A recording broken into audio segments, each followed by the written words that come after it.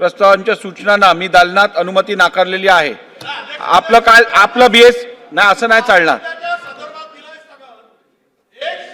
रोज आम्ही शेतकऱ्याला मदत होत नाही आणि शेतकऱ्यांना कर्जमाफी देतो म्हणून सांगून कर्जमाफी दिली जात नाही, परंतु उलट त्या लोणीकरांसारखे माणसं शेतकऱ्याचा अवमान करतात। शेतकऱ्यांना वाटेल त्या पद्धतीने अध्यक्ष महोदय कुठल्या भाषेत आम्हाला बोलता येत नाही त्या शब्दाचा वापर करून नाही त्या पद्धतीने त्याचा अवमान करण्याचं काम झालंय। कृषी मंत्री शेतकऱ्यांना भिकारी म्हणतात।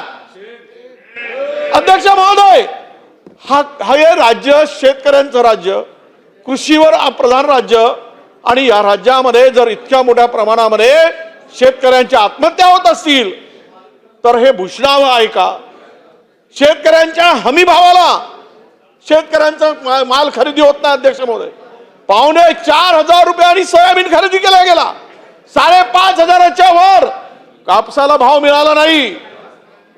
ज्यावेळेस पीक निघतं त्यावेळेस ते सगळं त्यांचे भाव पाडले जातात। आम्ही 1.5 पट खर्चाच्या हमी भाव देऊ, पण आज जे लावलेला खर्च सुद्धा अध्यक्ष महोदय निघत नाही। म्हणून माझी विनंती आहे अध्यक्ष महोदय, या ठिकाणी जो स्थगन दिलाय हा अत्यंत गंभीर विषय आहे। शेतकरी आत्महत्या प्रचंड मोठ्या प्रमाणात करताय। 767 प्रकरण या वर्षामध्ये शेतकऱ्यांच्या आत्महत्यांची आली।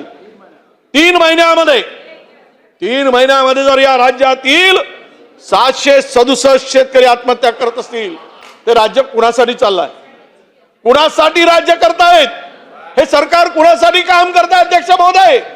आणि म्हणून माझी विनंती आहे, या प्रकरणापैकी जवळपास 200 प्रकरण या ठिकाणी अपात्र केले, 194 प्रकरणाची चौकशी सुरू आहे।